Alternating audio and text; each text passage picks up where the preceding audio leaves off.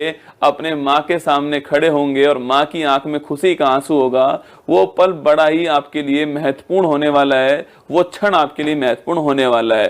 पर उसके अंदर बहुत सारे लोगों को खुशी भी होती है, पर कुछ लोग उसके अंदर हताश भी हो जाते हैं, उसका एक क्लोज सुनकर के हताश हो जाते हैं। उसके बारे में बातचीत करने वाला हूं। हमारी तरफ से खड़ा हुआ है, आपका दर्द जो है वो हमारे दर्द की तरह होने वाला है। हम आपके साथ में हमेशा खड़े हुए हैं।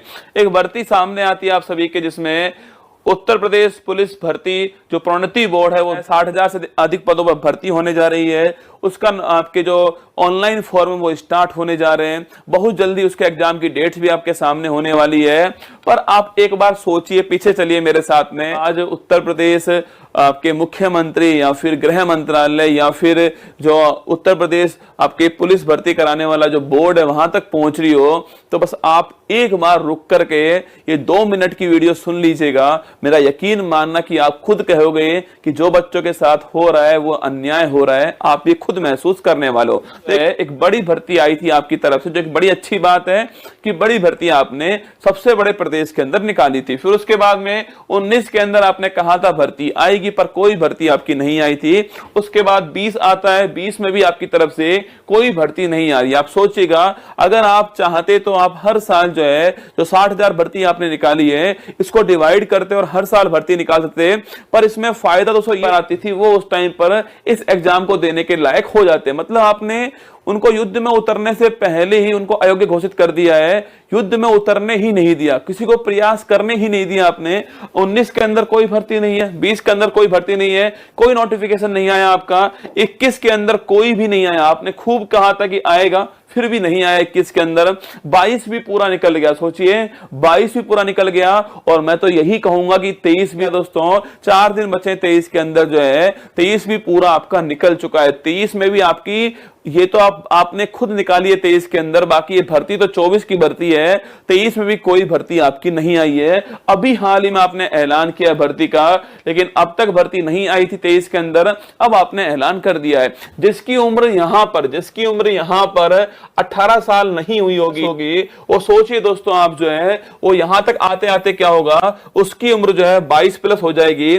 और आपने कहा है कि जो आपके भर्ती की जो एज है, आपने कहा है वो कितनी है, वो 18 से आपके 22 ईयर्स जो है मेल आपके पुरुष के लिए जो भर्ती की एज है वो 18 से 22 वर्ष जो है वो भर्ती की एज रहने वाली है। अब आप खुद बताइए मुझे, जिसकी एज इस समय 18 वर्ष होगी वो आज 23 साल का हो जाएगा, वो इस भर्ती से ही बाहर भर्ती में शामिल होने का मौका नहीं मिला। इसमें अंततः गलती किसकी है? क्या उस बच्चे की गलती है जो उम्मीद से बैठा हुआ था 21 के अंदर, जो तैयारी कर रहा था, जो अपने माँ बाप से पैसे लेकर आ रहा था कि पैसों के बदले में वो अपने माँ बाप को भर्ती दे पाएगा, एक आपके वर्दी दे पाएगा, नौकरी दे पाएगा, अच्छी जिंदगी दे पाएगा? क्या उनकी कोई गलती है? क्या उन माँ बापों को कोई गलती है क्या, जिन्होंने अपना खून पसीना बहाया इन बच्चों को पढ़ाने के लिए? ये बच्चे 2 साल से उत्तर प्रदेश के अंदर रह रहे थे, अपना खाना आप क्या जानो, अपने घर से दूर रहने का जो दुख होता है जनाब वो आप नहीं जान सकते। एसी के अंदर बैठ करके नियम बनाना बड़ी बात होती है, पर उस नियम से जो प्रभावित हो रहे हैं उनके लिए सोचना बड़ी बात होती है। वो बच्चा उस रूम के अंदर बैठ करके, आप सोचिए, अक्सर बड़े बड़े युद्ध जो हैं वो शांत कमरों में बैठकर लड़े जाते हैं। वो बच्चा कमरे के अंदर बैठा हुआ है, चाहे भूख लग रही है उसको, चाहे उसको सर्दी लग रही है, चाहे गर्मी लग रही है उसको, वो वहां पर बैठा हुआ है, वो मेहनत कर रहा है, वो ये सोच रहा है कि वो इस काबिल हो जाएगा, एग्जाम को क्वालिफाई करने जाएगा।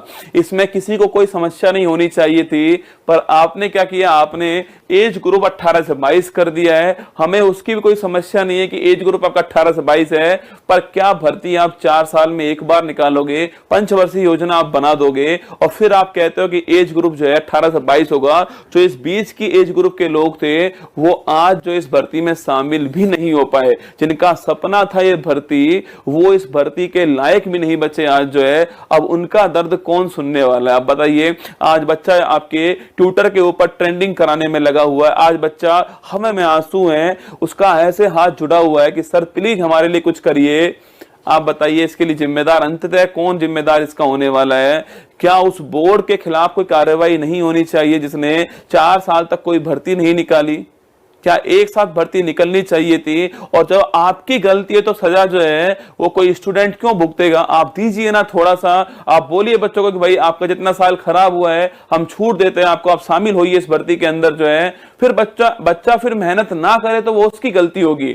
आपने उसको काबिल ही नहीं बनने दिया उस मेहनत के, आपने उसको शुरुआत में कह दिया कि आप बाहर हो चुके हैं इस एज ग्रुप से, तो आप इसमें शामिल नहीं होंगे।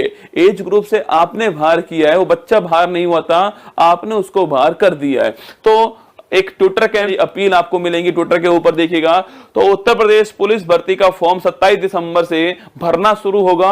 उम्र में छूट के लिए ट्विटर पर चल रहे महाअभियान में अपना सहयोग बनाएं, क्योंकि हो सकता है कि इसको लेकर के कोई नया नोटिफिकेशन आ जाएगा, ये भी हो सकता है। यहां आपको कैंपेन जो चल रहा है उसका आपको जो ट्विटर आपके जो हैशटैग जो है उसका लिंक मिल रहा है, hashtag Uttar Pradesh police age relaxation जो है वो इसका हैशटैग है। मैं चाहूंगा कि आप सभी जितने भी आपके आसपास विधायक हो, जितने भी सांसद हो, जितने भी आपके आसपास मंत्री हैं, हमारे जो उप